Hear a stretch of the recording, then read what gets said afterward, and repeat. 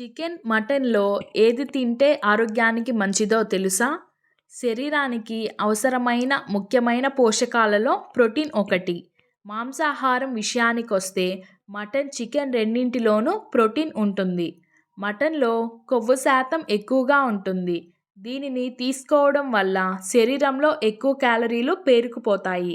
ఇది glucose, triglycerides, cholesterol పనితీరును కూడా ప్రభావితం చేస్తుంది.